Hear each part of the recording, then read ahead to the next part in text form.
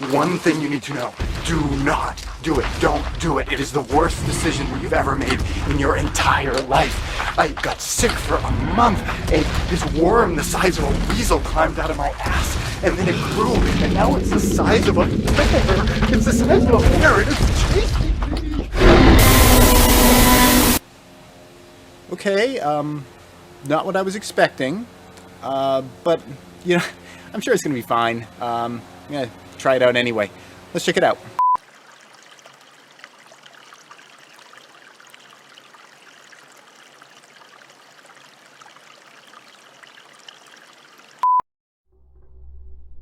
I remember the day that it happened. The lights in the sky, the sirens, the moment everything changed.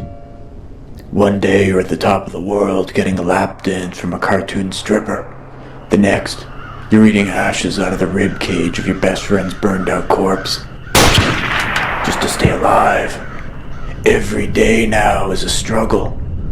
And it all changed in that one instant.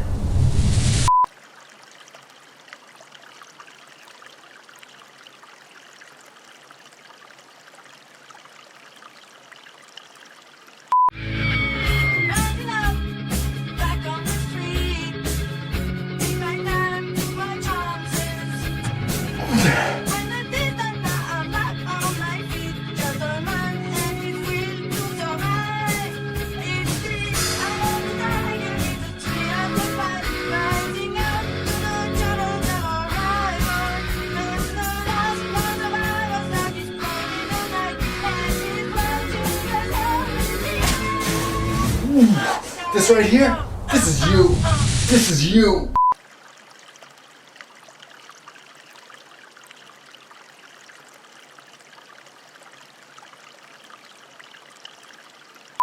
Hey YouTube, this is Praxis Prepper. If you're over 30, you may remember that back in the late 80s and early 90s, there was a movement, a fashion movement, among the rap and hip-hop community of wearing clocks around their necks. It was a wonderful fashion statement. I think we were all really surprised to see it go. When it first came out, nobody thought it was just going to be a flash in the pan. But it ended up being, and it's too bad that it was, because a clock around your neck isn't just a useful accoutrement if you're a rap or hip-hop artist. It's also a really useful prepping item. And to tell you why, I have a very special way to explain my thoughts on this. All right, yo.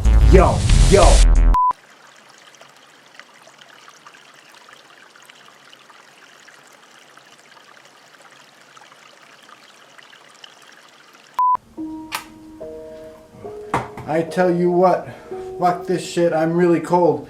I want to make a survival fire. Which end do I light?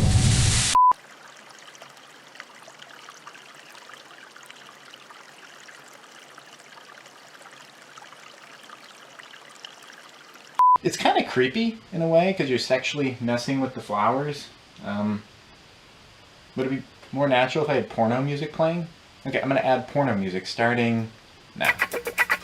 Alright, well, male parts go into the female parts and get the pollen all over it, and that should do it. I've done this with a couple of other ones, and yeah, it's a little creepy and everything, but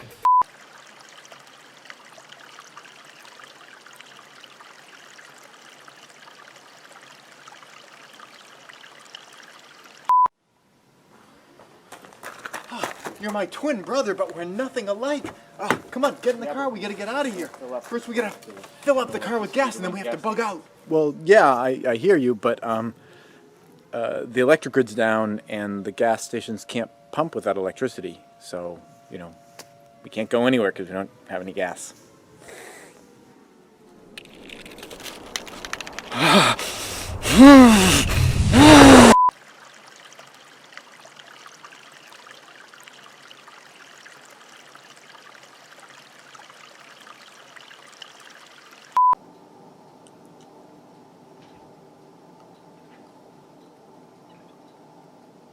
Hey, are you brushing your Huh? teeth? You gotta take care of those things. Yeah.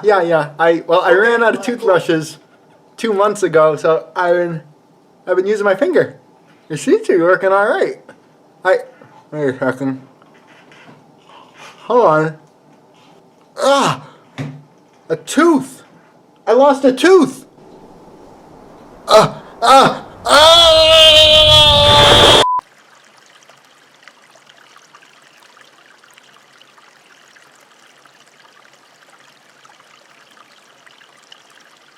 Upon entering the room, the doors swing shut and lock behind you, and you find yourself confronted by a Class 300 Hellboy. Okay. I'll use this magical jewel to double my hit points and increase my speed with this amulet. And I'll use the troll testicle to triple my charisma. Hold it. And I got this one. I'm gonna shoot it in the neck with my rifle. Well, that'll do it.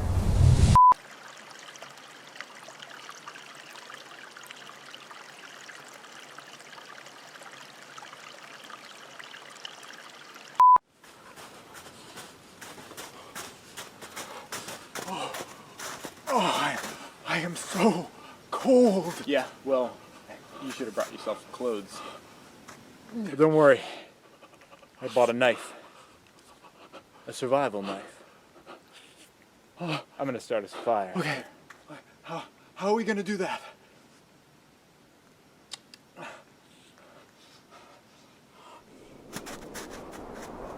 I don't have any clue.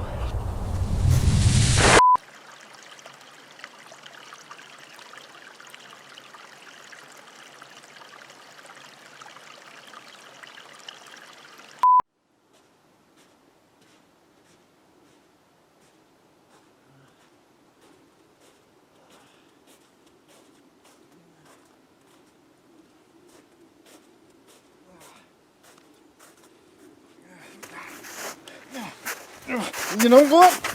You know what? We are done! Alright, yeah. Alright, that's it? That is it! You're just gonna drop me like that? Oh yeah, I can drop you. You're uncomfortable, you don't have enough storage space, and when's the last time I didn't have to work my ass off to get those zippers open? Oh, so that's what this is all about? The zippers? Well, hey, I told you I had a headache that day. No, this is not one day. We knew this day was coming for years. Oh, well, don't think this is some surprise to me. You don't think I noticed for miles and miles you're walking behind other hikers looking at their backpacks? Oh yeah, I noticed. You think you're just gonna get yourself out there, find some new backpack overnight? Well, you don't think I could find another backpack? Maybe I have been looking around on Backpack Grinder and Backpack Tinder a little bit. You know, maybe there's something that's caught my eye. Maybe you just go and check that backpack out then. Yeah, great, fine. Fine. Yeah. Sounds great. Yeah, maybe I will. Yeah, fine. See ya. And just like that, he walks out of my life.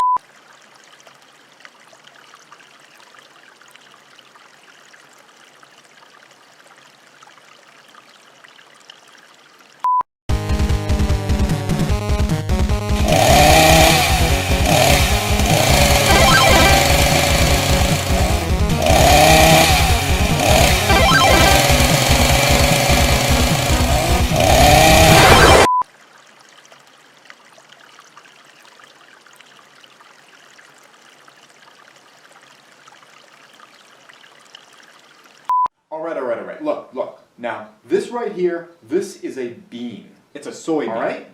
It's a okay, yes, it's a soybean, all right? Well, the shit hit the fan 4 weeks ago, and within the first 8 hours, you ate all of our beef jerky. All right? It was a beef jerky frenzy, and it is all gone now, and the only protein that we have left are soybeans. Yeah, exactly. Now, you are hungry, you are starving for nutrition, you need amino acids and protein. Okay, yes. What are you so afraid of? It's a soybean.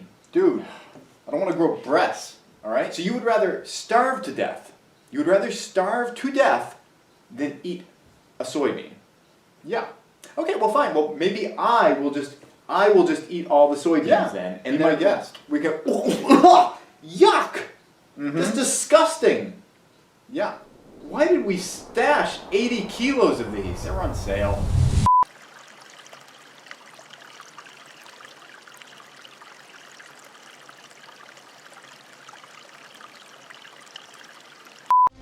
Moses, take your shoes off. You are standing on holy ground. This is getting really intense. Fathers, Abraham, Ha! The God of Israel? Ha ha ha ha! Jehovah says, let my people go. Oh, no, he didn't. No, he didn't. All the waters of Egypt shall become blood. Blood? Blood, that's the plague. Blood. That's good organic material. That's good for farming. How did he do that? That's not a plague. The stinking blood waters suddenly produced millions of frogs. Frogs? Frogs are food. There ain't no plague neither. That's good. I'd eat a frog. I totally eat a frog. God says, I will send swarms of flies upon Egypt. Your houses shall be filled with flies. But this Bugs? That's disgusting. I am not sitting here watching bugs. Done. There shall be no flies among my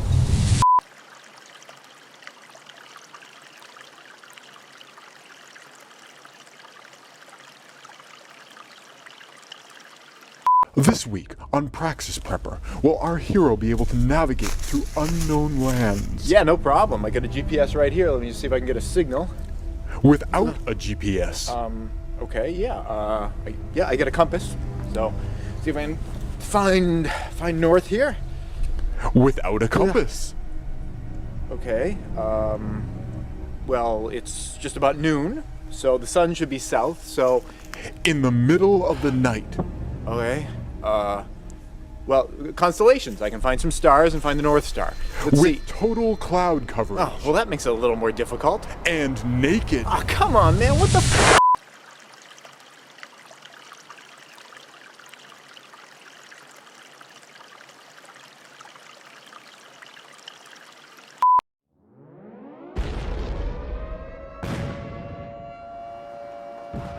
Oh, this looks good for dinner tonight. What if we have this tortellini with mushrooms? All we have is potatoes. Oh, okay.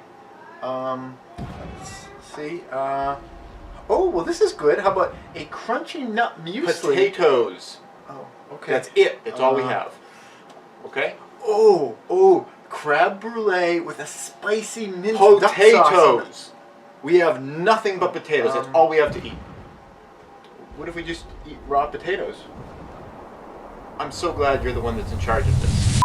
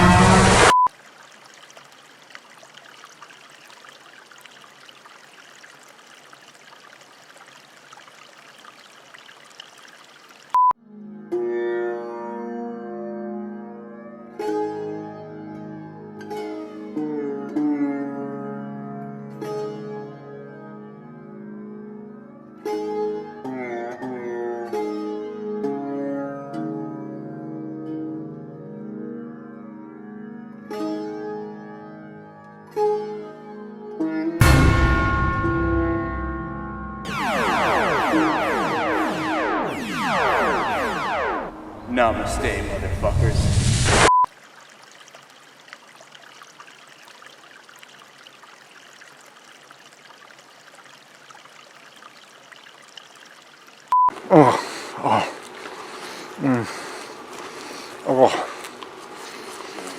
You do realize that's poison ivy, right? Oh, no. Why are you stripping? Well, I used these to wipe my butt just before I was eating them. Those leaves in your hand? No, the ones I already ate. Why would you eat leaves that you wiped your butt on? Well, I washed them off first, okay? All right?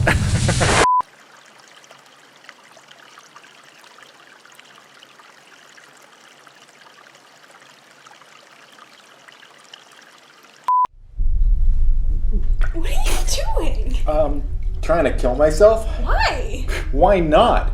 I mean, first the aliens invaded with the zombies infected with bird flu. Let's go to the clip. And then just this morning, my survival knife broke. And without that, I'm done. I'm out of here. So I heard that drowning is the most pleasant way to go, so I'm trying to drown myself here. My body keeps pulling me out though, so I was thinking, what if, I'm gonna try again, but if you could cut my head off with the pizza cutter, just if I seem like I'm not committing to it, that'd be awesome.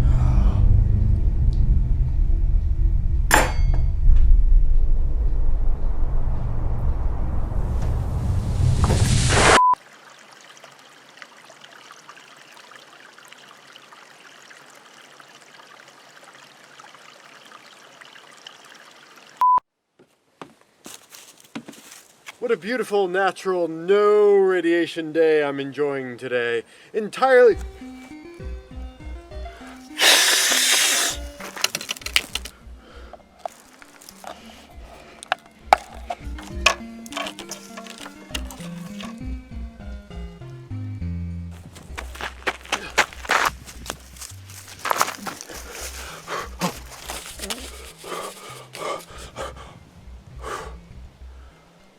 Hello?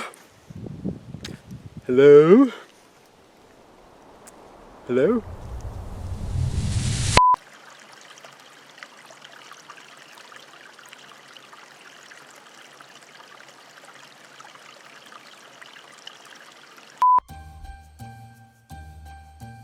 Oh, it's Christmas time again. What did you get me? The same old thing as last year? Let's see what we got in here.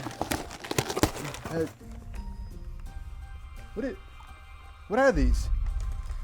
Are these eyes? Where did you get these? Where do you think I got them?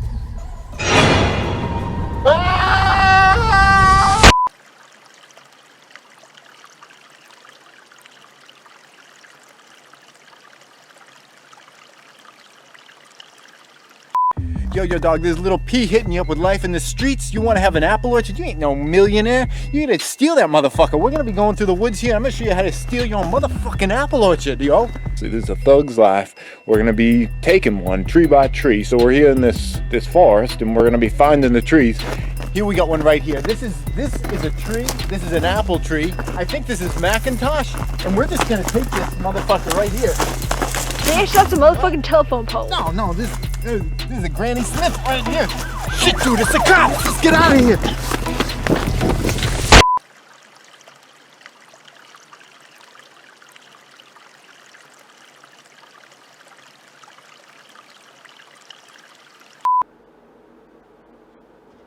Hey, bro, can I borrow your t-shirt?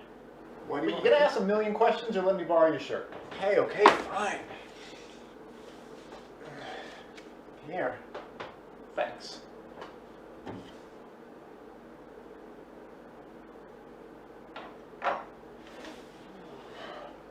Where's my t-shirt? Can I have it back? I just used that for toilet paper and you want to wear it again? Gross.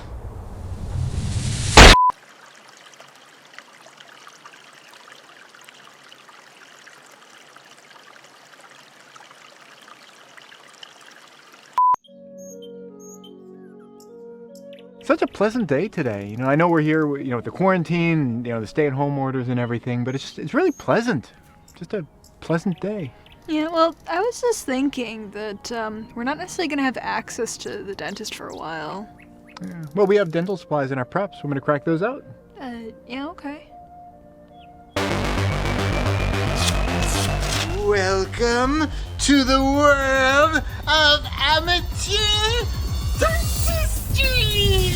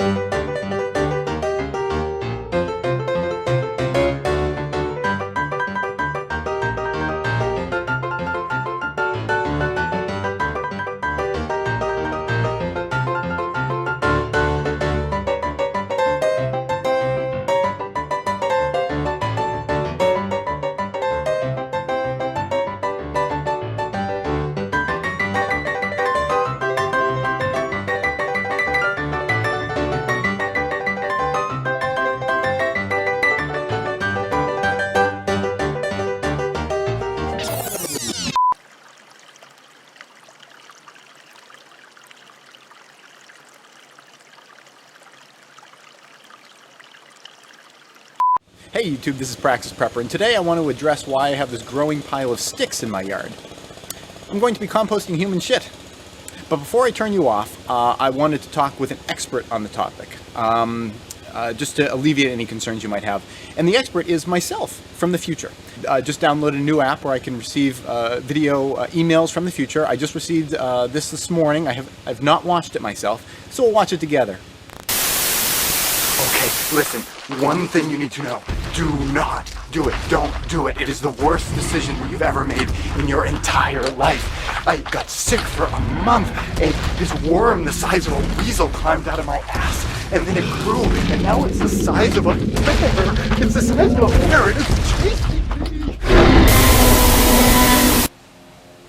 Okay, not what I was expecting, but, you know, I'm sure it's going to be fine. I'm going to try it out anyway. Let's check it out.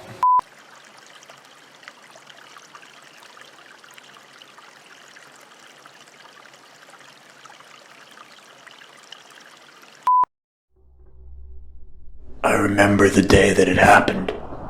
The lights in the sky, the sirens, the moment everything changed. One day you're at the top of the world getting a lap dance from a cartoon stripper. The next, you're eating ashes out of the rib cage of your best friend's burned out corpse. Just to stay alive. Every day now is a struggle. And it all changed in that one instant.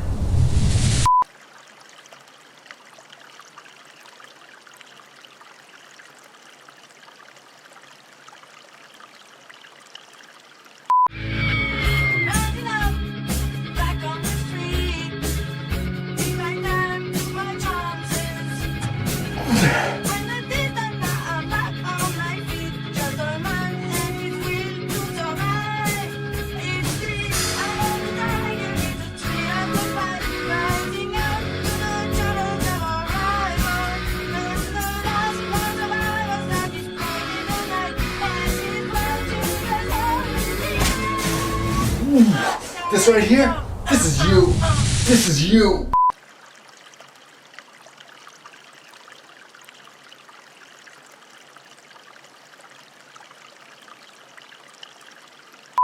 Hey YouTube, this is Praxis Prepper. If you're over 30, you may remember that back in the late 80s and early 90s, there was a movement, a fashion movement, among the rap and hip-hop community of wearing clocks around their necks.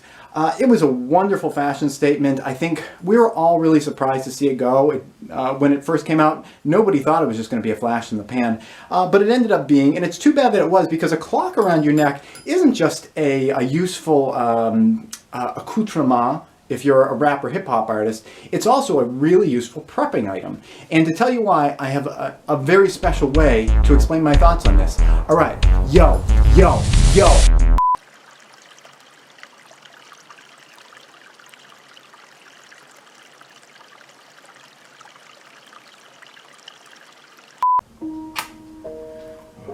I tell you what, fuck this shit, I'm really cold. I want to make a survival fire. Which end do I like?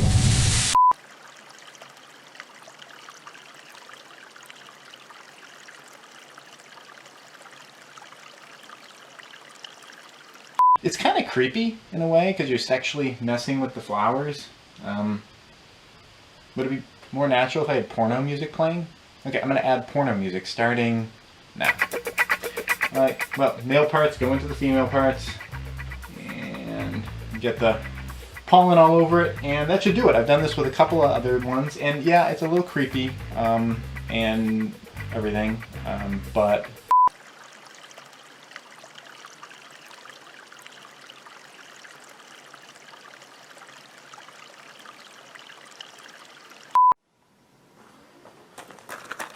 you're my twin brother, but we're nothing alike. Come on, get in the car. We gotta get out of here. First, we gotta fill up the car with gas, and then we have to bug out. Well, yeah, I hear you, but the electric grid's down, and the gas stations can't pump without electricity. So, you know, we can't go anywhere because we don't have any gas.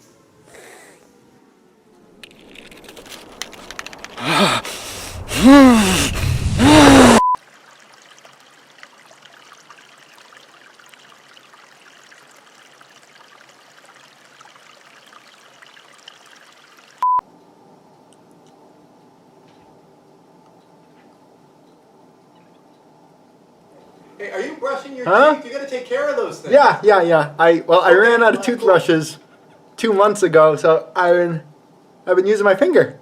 It seems to be working all right. Wait a second. Hold on. Ah! A tooth! I lost a tooth!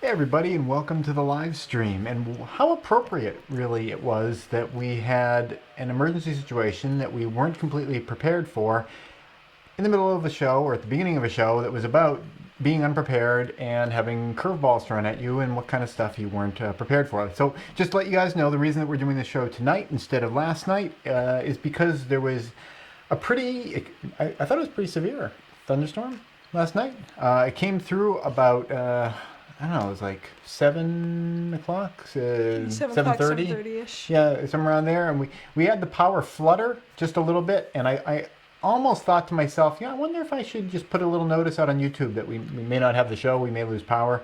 And I didn't. And we did. And we didn't have the show. We actually have battery backup that can run the computer. And I don't know about the lights, but the computer and the camera is all on batteries. We can run our network, like our. I was trying to say this word. What's like the box thing that wires go into, and it sends the wireless out to your house. Yeah, I don't know, whatever. Yeah, the router, I think. We can run that off of battery power, no problem, but the internet cable itself apparently was severed, and we just couldn't connect. So I'm glad that you guys, all 7 of you, have decided to join us. Thank you very much for coming by. I know Ontario Homestead's here, Survival Living's here, Skull and X are here. Is that everyone that I've seen in comments so far? But thank you guys all for popping by. I promised during the run-up to the show to mention that there's a bag story for Ontario Homestead. He's also interested in hearing about our orchard. Just to relieve any of the tension, the bag story is just that, no, I kind of forgot what you told me about how to open bags. This is something Ontario Homestead had shown me how to open these, the big bags you get, grains, flour, that kind of stuff, where they get like a string on the top. There's some kind of a trick where you like do something, and he told me how to do it like a year ago, and I forgot. And we just got a bunch of new bags because we were loading up the pantry, and that's kind of what this show is about, like things we felt we were short on. We just got a bunch of new deliveries in, and I was going to open the bags, and I was just like, I can't remember what he told me. I just used scissors and just opened them up. And that works too. I don't know the bag anymore.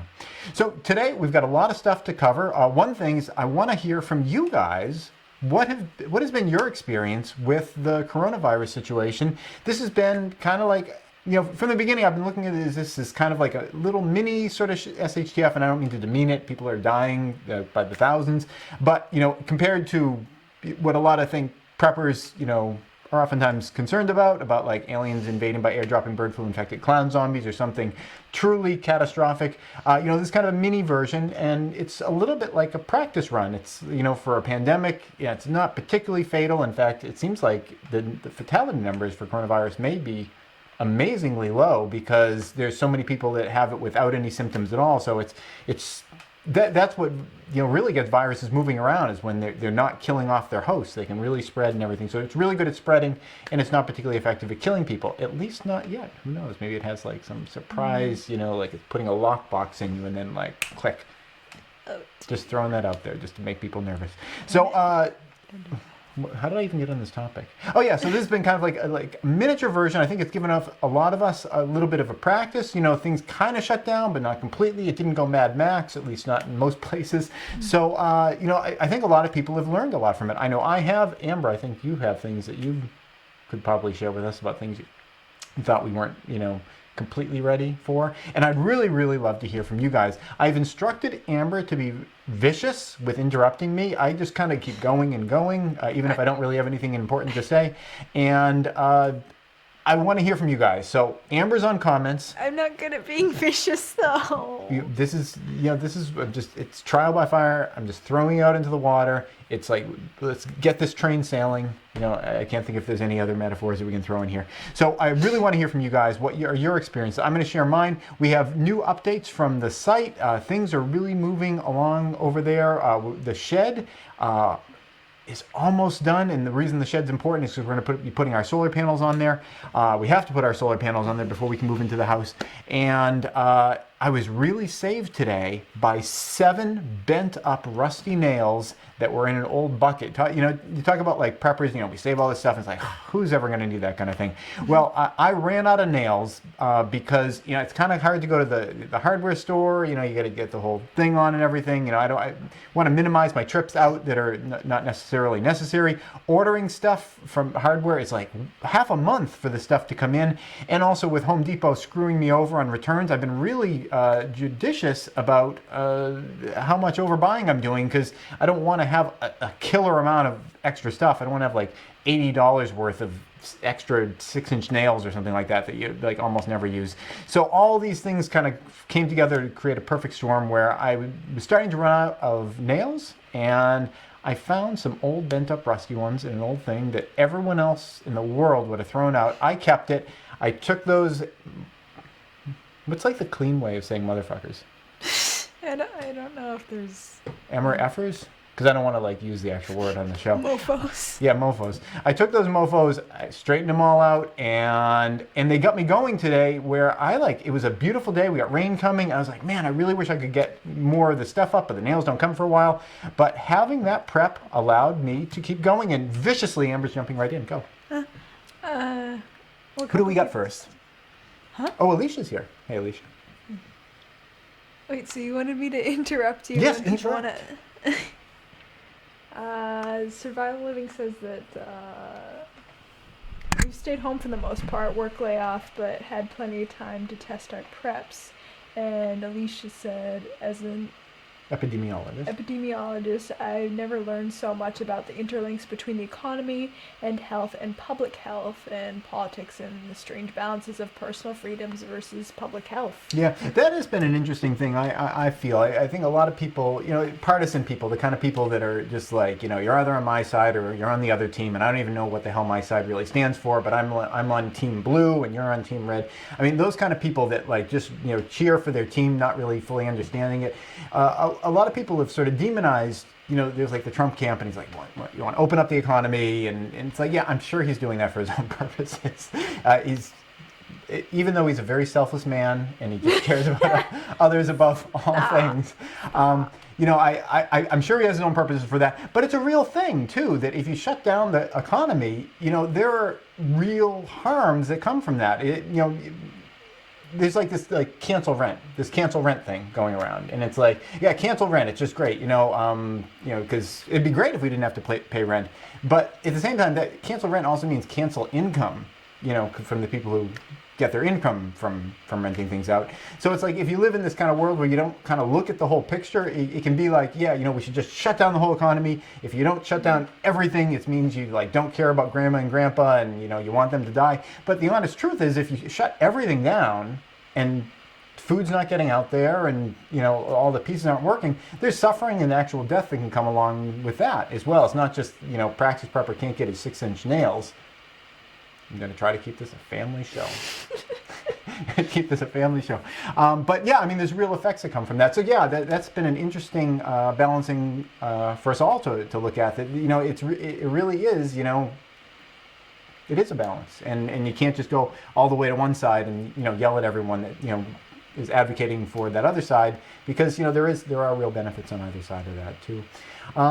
One thing I wanted to share, and I do have video clips from the site that I want to share with you guys also. One thing I want to share is just sort of some of the things that I felt we were deficient in. I think there were some deficiencies for us here. One of the big ones was cleaning supplies. I certainly had pandemic disease in my radar. I've been prepping for that for like 5 or 10 years. That's why I have all the respirators that I have. That's why I have all the, all the medical supplies and all that kind of stuff. That's why I had all that stuff. But it was always my vision that if I was dealing with pandemic disease, it would be something that was kind of happening out there. And if I was ever going to interact with it, it'd be like, you get donned up and it's like, like a real pandemic disease that it's like, no messing around. I'll finish this thought and then you can viciously interrupt me. You get all your stuff on and like you're respirating your gas mask and you go out into this like terrifying world. The zombie clowns are all crawling out of the ashes and everything trying to get at you. And like that's how you would confront it. It's like you put on your stuff, you go out and then you decontaminate and then you come back. But that wasn't really the way it's played out here, because the way it's been with us is there have been vectors kind of intermittently dancing their way into our house, stuff that we couldn't really fully control, and we had to do a lot of cleaning, and we pissed through a lot more bleach than I would have imagined. During the middle of this, I started thinking, I wonder if we're going to run out of bleach. It didn't work out that way, but the prepper in me is like, I want to have extra of this stuff, and we ended up getting the right kind of pool shock. There's great videos from Ethical Preparedness. Yeah, you should check him out. His pool shock videos for decontaminating water and all that kind of stuff. Great thing about pool shock is that it doesn't have a shelf life. Well, maybe it has a shelf life, but it doesn't have a shelf life like bleach, which is like a matter of years. It can last and last. You mix up your own bleach. And we've got a bunch of that now, and we're set. But that was one thing that I was deficient in. And we got WizKid3000 here. Welcome. Mm-hmm. And they're saying, as a researcher in air pollution, I find it disgraceful that fellow scientists propagandize not wearing face masks in the West. True, there wasn't much research, but what there was enough to suggest a 60% effectiveness. Yeah. I mean, that was really, I think anyone with any kind of a logical brain in their head could see what was going on there. It was, doctors and medical professionals wear masks to keep themselves from getting sick. They recommended that we all went out and got masks. Then they realized that there weren't enough, and they wanted to make sure there were enough for them. And instead of just saying that and just being forthright about, it's like, yes, they'd help you, but maybe you could not get that many, so there can be some for us. Instead of saying that, they created this false story, which was they don't work. And then after there were enough masks, they were like, whoa. It was silly. Unfortunately, it just seems like with a lot of people, they don't have enough empathy to think, well, medical professionals need masks. I want to hoard them all for myself, for me and my family. Yeah. But it's you a need to fear consider reaction. everyone else. Yeah, it's a fear reaction. Yeah. I mean, you could, and that's why we prep. I mean, a lot of people have been like attacking me, and by a lot of people, I mean like 8 or so. I usually don't get a lot of negativity on my channel because I'm such a positive guy. But it happens sometimes, and there were a lot of people that were attacking me. Again, 8 or 9, I don't know, or 7. I'm not sure how many it was. But there were a lot of people that attacked me about like, why do you have all those masks? Why aren't you giving those away? You're causing all these shortages. To which I explained to them, me buying these masks 10 years ago. If anything, it helped make less of a shortage because I bolstered the industry back when no one wanted the masks, to that kind of degree, and they made themselves capable of making more, and as a result, there was less of a shortage right now. That's one reason to prep, is so that you don't have to have that fear response and you don't have to act irrationally, during those kind of situations. Another thing I wanted to talk to you guys about is, sterilization equipment. That was something that I just didn't have on my radar because I wasn't thinking about how much stuff was going to be passing in and out of the house. That I've done some videos on that. There's that UV sterilization box. We use that all the time. I got that for mail, and I use it for all sorts of different things. I have begun doing some testing on that, and I'm going to be sharing a video with you guys when I get more conclusive data on that. As you guys might have seen in the videos, if you'd seen any of those videos about those UV boxes, I did tests with Petri dishes where I'm like, putting germs on on both of them, and putting one in the UV box and one not, and kind of making sure that the thing would actually work. And I found out that you had to run the UV box for a certain amount of time, which was more than they recommended, So I learned that. But there's all these other sorts of things too. And I know we're trying to keep this a family show, but there's like all these sorts of things too. This is a product that I'm reviewing. It's the Sterilumen, and I'm not going to advocate for this yet. I'm not going to say anything negative about it yet either, because I don't know. That's as far as I'm going to go with it on that. I think I know what I think about this, but I don't want to share what I think about this until I know that I think that what I think is actually correct.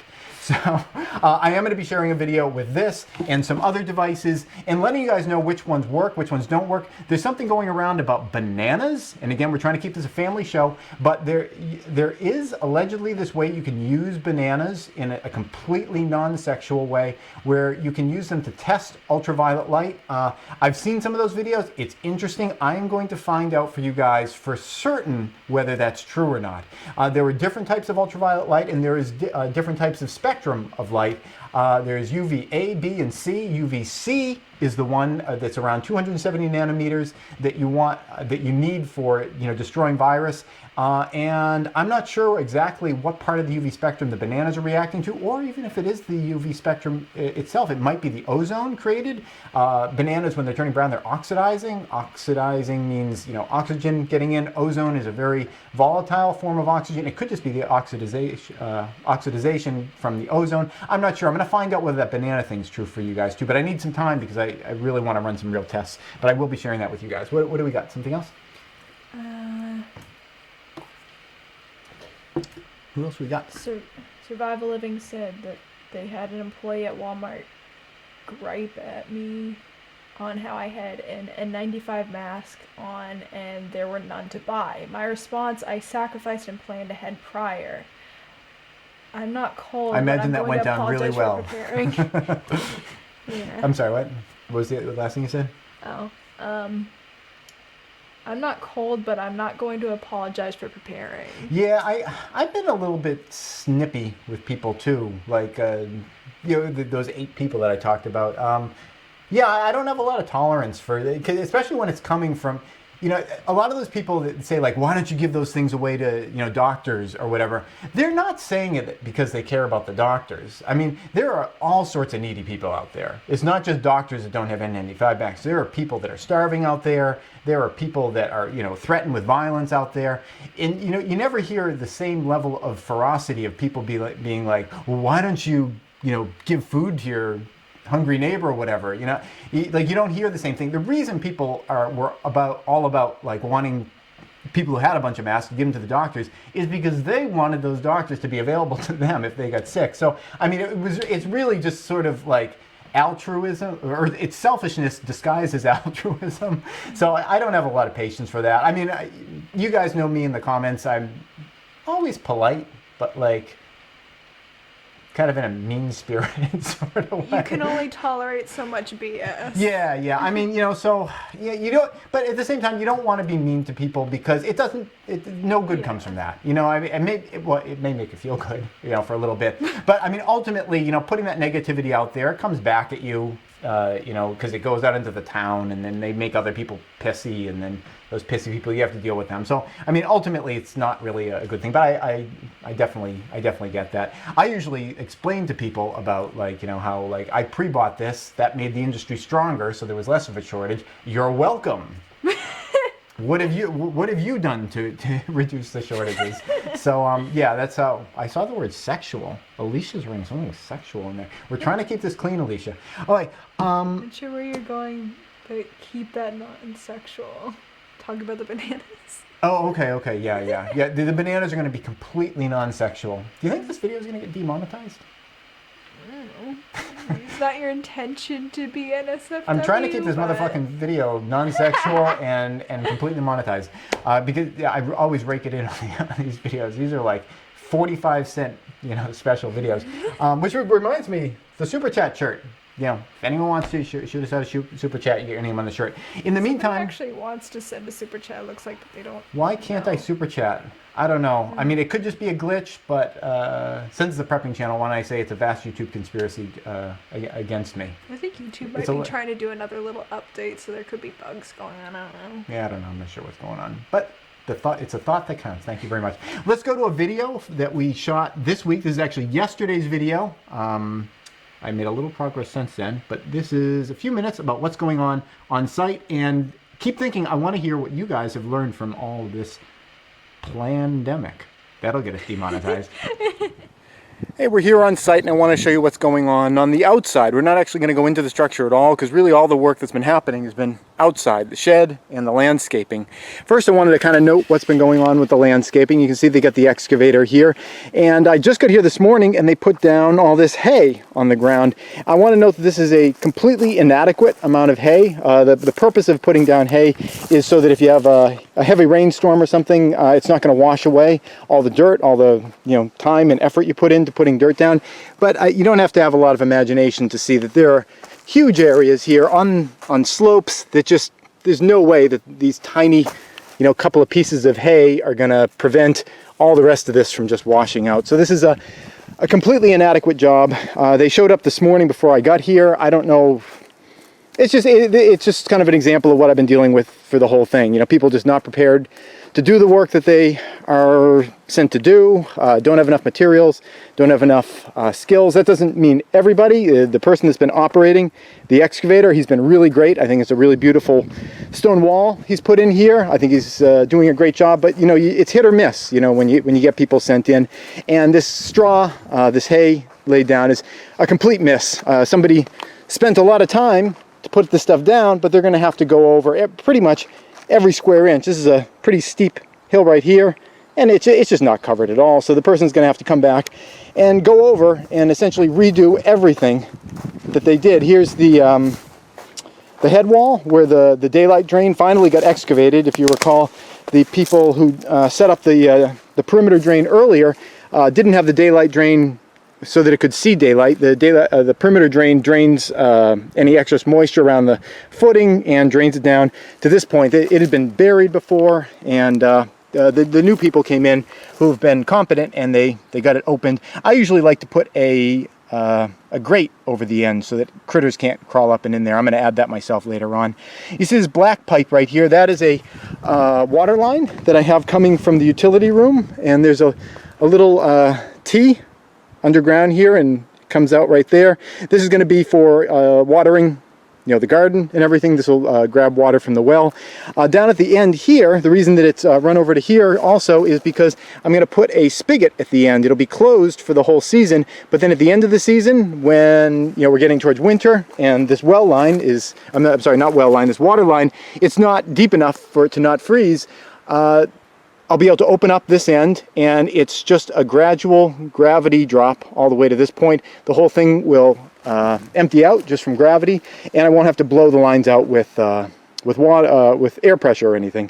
Again, just want to note here, this is exactly where you would be getting erosion happening, and they just didn't put any hay here. The person that did the haying just didn't seem to understand the purpose of the hay. They put the majority of it up on these flat areas where it's needed the least, and they put the least amount of it where it's needed the most over on these sloped areas. So we do have thunderstorms coming in. I may go and do that work myself. But again, it's just, you hire people, and more often than not, you get people that don't know what they're doing. Not to say everyone, again, the person operating this, making the stone walls, has been really awesome, but you don't always get awesome when you hire people. We're going to come over here and see some more awesome. These are, using local materials that were just found, some big flat stones from, excavating everything. We saved these, and now they're going to be some great stepping stones up into the entryway of the house. In particular, just a note of, when people pay attention to detail and you get good people, this one here, it's got some crystal running right through it, and that's not by accident. The operator has been noting, attractive rocks and rocks with attractive features, and they've been using them. So, been really happy with that. But again, this hay is entirely inadequate for this purpose. We're going to come on up here, and this is where I've been working, up top here on the shed. We've got tarp on the top, to protect the structure from rain, and I've been putting insulation on all the sides. And what's great about this shed, at least in terms of this series, is it's a great illustration of the process of building that, but on a micro scale. It's the exact same sort of design plan and everything, with the posts and the boards going between them. And I just want to give you guys just a quick peek. I'm going to move some of this scrap here. Quick peek again, at sort of the layers that we have here. The inside layer are these posts, and these hold up the structure. Next to the posts are the wall boards. Those are the interior boards that you actually see. You know, all the cedar work that goes between the posts. That's this layer right here. Then we have a layer of foam. If you were going to do a vapor barrier, it would be between here and here because you want to keep moisture from passing past there. But as far as I'm concerned, this giant piece of foam with layers of foil on either side, that is a completely adequate vapor barrier in and of itself. On the outside of that are the 1x3 strapping boards that are holding the foam down. They're held down with large nails. And then on top of that are going to be, I can just illustrate it right here, the exterior sheathing boards that are going to go on the outside. Now this is not one of the exterior sheathing boards, it's just some scrap. We're going to be using shiplap pine for that with a rough side facing out, but it gives you a sense of how they're going to attach. You're going to screw right into the strapping there, and there'll be this 3/4 inch void space between them that'll add a little bit of extra insulation. Coming on back over here, there's something I just did today, which is pretty exciting for me, is the first window was set into this structure here. These are smaller windows. They're good insulating windows, but not the most expensive windows. Only the bottom side opens on them. I think anything that I do on this shed is kind of overkill. So, it didn't bother me that they're not the biggest or most glorious windows in the world, but it's nice to see them start going in. I was happy to get this one in because, like I said, we got some thunderstorms coming in, and this side is going to not have wind and rain blowing in through that window opening. As you can see, still got more foam work to do up towards the top, but I have the entire south face done and almost all the north face, and the process so far has been going pretty quick. I really enjoy the scale of working on the shed. It just goes so much faster. It's just been a number of weeks, and it's pretty much a livable structure where you could go in there for shelter or something if you absolutely needed to. Once you put the door on, I suppose you could throw a tarp on the front if you absolutely had to. So that's where things are right now. Things are starting to pick up, starting to move. We've got the landscaping is coming together. Once it gets to a little bit further degree of completeness, maybe I can start bringing those trees that I've been growing back at the other place here, and maybe start getting them planted. But they want to be established to a degree where we're not having to worry about watering them per se, because we don't have water pressure to this site yet. We can go down to the creek and grab water, but that's kind of time consuming. So let's go back and I can take your questions. And the very first question I want to get to is Ontario Homestead's question about the trees. I will answer that, but first I want to thank, that was like a blitzkrieg, to use a Nazi word, of super chats. Thank you guys very much. Just to show you where y'all landed, Amber did it during the break. Survival Living, can that be seen? Oh shoot, okay, well I'll just have to sit awkwardly like this occasionally. Survival Living, you hear? Ontario Homestead, you hear, you see, we did give you blood letters, dripping blood letters. Alicia, you're on my bicep, and I'm sorry it's not bigger, so we just put your first name that we could fit there. And there was another one, right? There was an extra one. I think there was 3 this time. Was it 3? Oh yeah, because Ontario Homestead did a double. So yes, thank you very much. Yeah, I'm going to answer your question about the trees. Which ones that we chose? Trees that grow well in our area and that we happen to like are apple trees, peach trees, pear trees, and some plum trees. So we got a variety of all different types. I got mostly full-size growing trees, but a couple were only available in kind of a dwarf variety. And I went with bare root trees. I've got a video coming up where I'm going to share with you guys, one of the 360 videos, where I'm going to share with you kind of what those look like. This is my first experience with bare root trees. And so far I think it's going all right. The advantage, well, I'll tell you what a bare root tree is if you have no idea. I didn't necessarily before I went out and I bought some. It's essentially a tree but wash away all the soil. So you've got a stick with some branches and at the bottom some roots, and sometimes not very many roots. Some of them look like a clipped rose. coming out of there, like with maybe a couple little tendrils on there. But so far they seem like they're working out all right. And I've got a video that kind of shows you guys what those are. The reason I went with those versus buying trees in, they're already planted, because that's kind of what I had my experience with in the past, is that they're like half the price, and some of them are even like a third of the price. So I was able to get quite a few, for me, quite a few. Ontario Homestead said he had 80 trees, and I would like to have 80 trees someday, but not on our first planting. We're going with 21 trees, and that's a mix of a bunch of different apples. We had like Honeycrisp, Fuji, Granny Smith. I think that was it for apples. Yeah. A couple different types of peaches. There was like a white peach I've gotten in the past. I forget what that was, but it's one that I've had it at the other homestead, which I thought was really decent. Crimson red peach. A couple different types of plums, and 2 different types of pears, and a Bartlett pear, and a type of pear that I can't pronounce because it's Frenchy. It's like Dianjin. What was that? That's my French accent. Okay.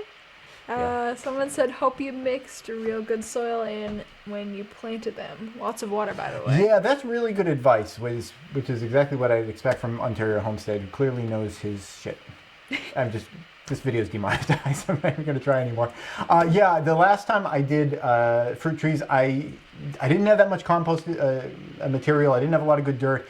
And I was putting in essentially like, it was like fill sand, like clean fill sand. We had like maybe this much topsoil on the top. I dug through that, and it's just like sandbox sand under there. And I put the trees in there, and I put like maybe like this much soil around them on all the sides. But like once they got out of that, they were like, why did you plant me on the beach? It took them a few years of me like, do you guys remember like that human waste composting system that I had? Well, it took a couple of years of like dumping that literal shit on the trees. Poo peaches. Yeah. I wouldn't do it for potatoes, but for trees, I feel pretty safe with that. So, I just kept adding all that stuff to the... as long as you don't plan on eating the fruit that falls on the ground, right? Usually not. Usually? We wash stuff off, though. It's all good. Yeah, that's really good advice. I know whenever I've planted things and I've kind of skimped on the soil, I've realized why people say you should really do well on the soil. And that's what we're going to be doing this time, putting like, I'm going to try like a foot all around them with good soil. And we're actually going to be planting them in soil that's not like that beach sand also. Do we have any comments from people of things that people have learned? Because I don't want this to be all unidirectional. I want to learn some things from you guys, like how to open a bag. Ontario Homestead knows what I'm talking about. While Amber's looking, okay, we got like -2 minutes, but there were a couple things that, other mistakes that, I don't want to call them mistakes, they're lessons. Learning experiences. That, I think there are things that have hit us so far. I mentioned the cleaning supplies. Another thing was the idea of, when it became obvious that we were going to be having to deal with, possible contamination coming into our house a lot, it occurred to me, it's like, you shouldn't just prepare to not get sick. You should get ready if you get sick. So I ended up buying a lot of that kind of stuff, like a humidifier, like to have warm steam. If you were to get a pneumonia-like disease, all sorts of like teas and those kind of like soothing remedies. I like went on a buying spree of that kind of stuff because I was just realizing there's a good chance that we're going to fail to keep this out. So. I got a lot of that stuff. And the one last thing that I felt we were a little deficient in, and I will say what we were not deficient in is generally food. We have tons of food, but we didn't have a lot of variety. Fruit was a little bit difficult. We have a lot of dried fruits, but fresh fruits, we're just kind of used to that. I mean, I'm a tough dude, so I could tough it out, but poor Amber. Poor Amber just needed her fruits. Poor River, because... Yeah, poor River. He doesn't particularly like dried fruits. Yeah. So it was like that kind of stuff that I was like, it's like, whatever. I'll eat dehydrated leather pears if that's all we got. But, it wasn't flying for everyone. So that was one thing that I wanted to get is more variety of fruit and more variety of protein. I'm vegetarian mostly, although I've been putting in a little bit more animal protein into my diet lately because I've had all these injuries in my arms, and once I put just tiniest bit of animal protein in, it just started healing my injuries.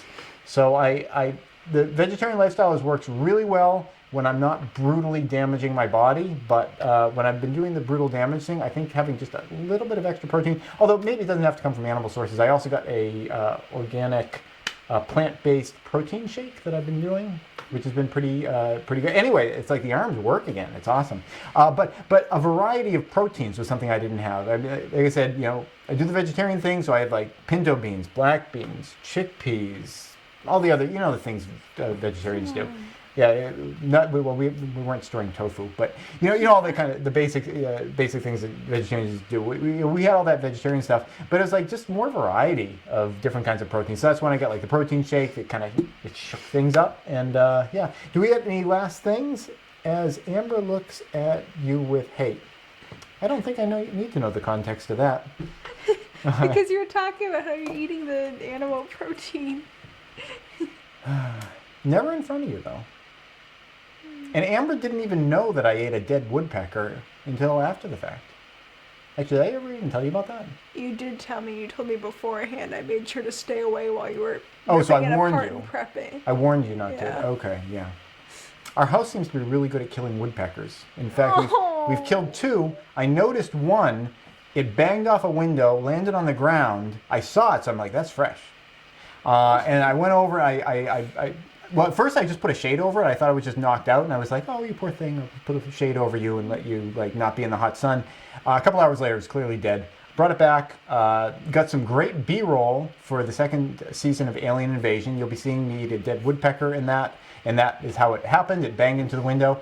But just a few days after that, I was moving some plywood out of the same area, and within a foot of where the other woodpecker had landed, down behind the plywood, there was another woodpecker.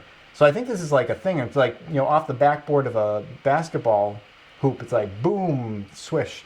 I think we're going to be having like. Did you eat the other woodpecker too? It was eaten by something, but not by me. It was like, its flesh was all like writhing. It was horrifying. Yeah, I feel like we got to put like a bucket under that window to just catch all the. Maybe put like a little buzzer, so we'll hear a thump, bzzz, and I'm like, oh, dinner's served. No! That's it. Thank you guys for watching. I'll see you guys next week. This episode is brought to you in part by Burning Hearth Homestead, a nonprofit that aims to provide seeds, live plants, and education to the community, both local and extended. Plant seeds, plant knowledge, plant the future. If you'd like to thank them for supporting this channel or find out more about what they do, go to burninghearthhomestead.org. Please subscribe and tune in every Friday at 4:30 New York time for a new video. And if you'd like to support this channel, you can do so both through Patreon or PayPal.